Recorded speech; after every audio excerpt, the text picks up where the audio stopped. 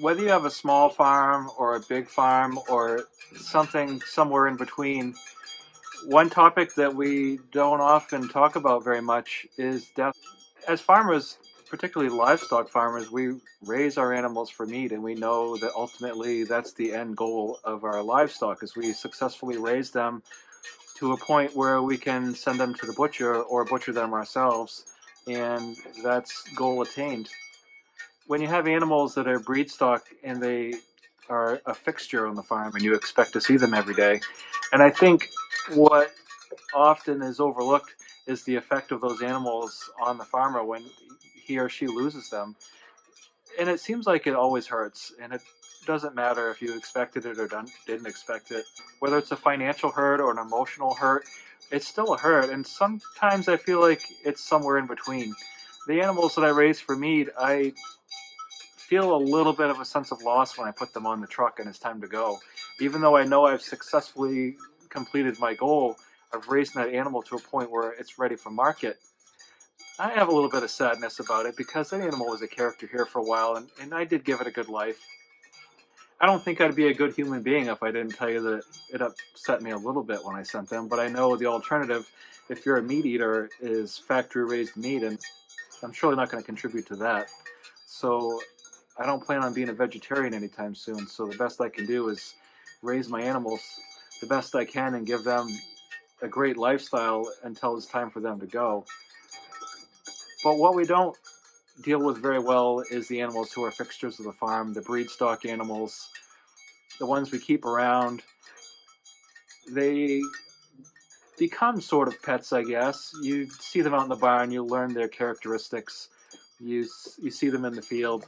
And when something happens to one of them, I think the loss, whether financially, emotionally, or somewhere in between, is real. I think it's a real thing. This past week, we lost one of our I guess I'd call her a pet sheep. We'd had her for a couple of years. My wife and I had gone to the great East Kingdom of Vermont to go get her and brought her home, and she was a good sheep. She had her first baby last year, who was a ram, and as soon as he was born, we knew what his destination was.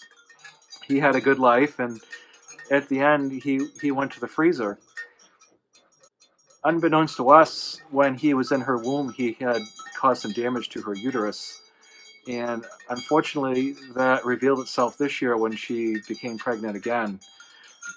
She apparently had suffered from ringworm, not ringworm, but ringworm, wherein the cervix didn't dilate, and whether the lambs had ripped a hole in her uterus before or something just went awry and the cervix didn't dilate, the lambs couldn't get into the birth canal.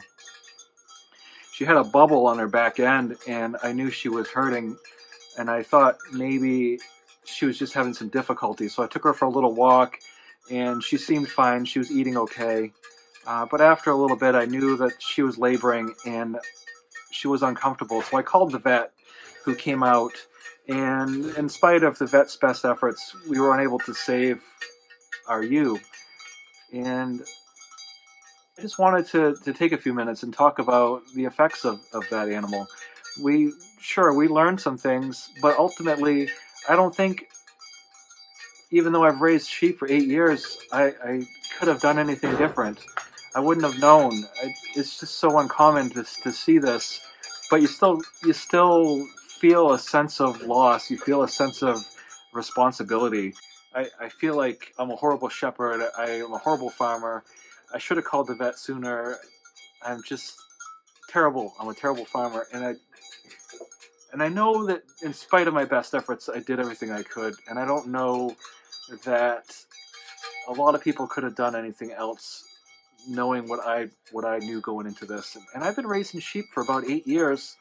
I've never seen this. The bubble that she had, there was no lamb in it, so I knew the lamb wasn't presenting wrong. I was just baffled by the bubble, and when she laid back down, it would come out, and when she got up, it went away, and she wasn't dilated like she was going to have lambs, but I knew she was struggling, and so I called the vet, and when she came out, she said, that the cervix hadn't dilated, and she was finally able to get the first lamb out, who unfortunately didn't survive more than a few minutes after birth.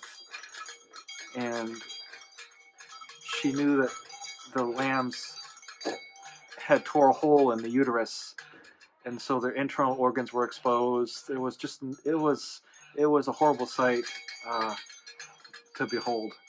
And even though I've taken part in butchering animals, I it's just I think the emotional attachment to an animal when you've had them, and their expected outcome is different than you had planned. Like, I had planned on keeping this sheep for a while. She was, a pet. We hadn't got her when we were engaged, and we drove 4 hours to upstate Vermont to go get her. And you just don't expect the losses when they come.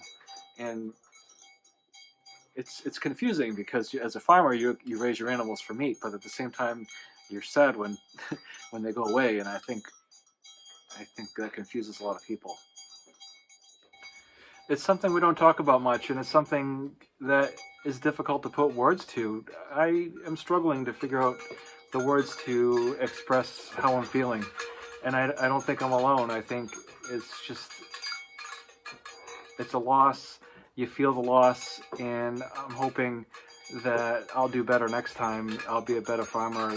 I won't make the same mistakes again. I think the best thing we can do for those animals that have passed is to learn from our experiences with them and move forward and just put one foot in front of the other. It's the best you can do. I hope in some ways this video has been helpful to those of you who experience loss with your livestock. And my best advice to you is just to keep putting one foot in front of the other and wake up every day and pick yourself up one more time than you fell down. Thanks for watching, and we'll talk to you again soon.